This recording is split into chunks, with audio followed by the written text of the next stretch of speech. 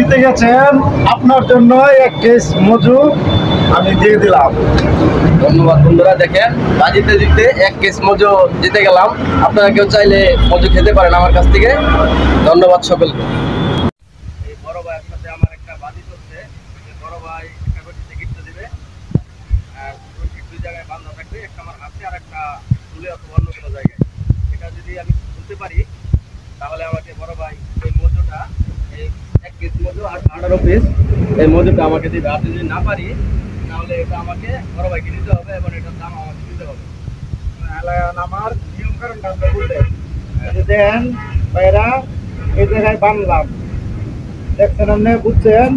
এই যে বানলাম, মাঝখানে একটা গিফট দিলাম, এই যে দেখেন গিফটটা ভালোভাবে দেখে। এখন এই যে আপনার হাতে আমি বানলাম, হাতে বান্ধার পর আপনি এই জায়গায় খুলতে পারবেন না, এই জায়গায় খুলতে পারবেন না। এই গিফটটা খুলবেন, খুলতে পারেন আপনার জন্য উপহার 24 পিস মজু। আর যদি না পারেন তাহলে আপনি আমাকে দেবেন, ভাই খুলেন। আমি চেষ্টা করি যে এই গিফটটা কোনো জায়গা থেকে না খুলে আমি খুলতে পারি কিনা। তো আপনারা দেখতে থাকুন।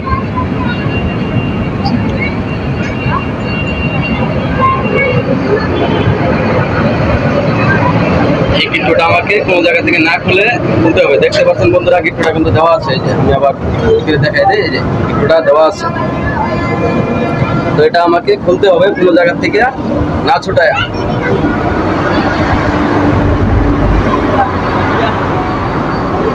তো বন্ধুরা দেখতে পাচ্ছেন আমি গিফটটা খোলার চেষ্টা করছি, ভাবছি আমি যে কিভাবে গিফটটা খুলবো। তো দেখেন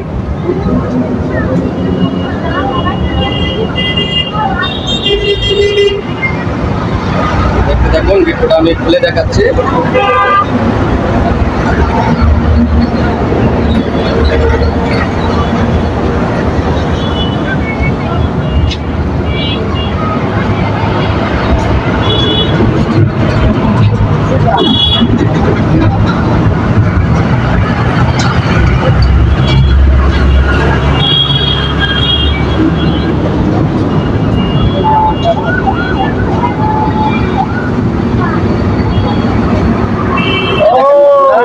গিফটটা খুলে ফেলছে, এখন আমার পুরস্কার নেওয়ার পালা।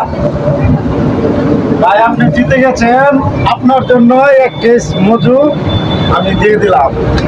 ধন্যবাদ বন্ধুরা। দেখেন বাজিতে জিতে এক কেস মজু জিতে গেলাম। আপনারা কেউ চাইলে মজু খেতে পারেন আমার কাছ থেকে। ধন্যবাদ সকলকে।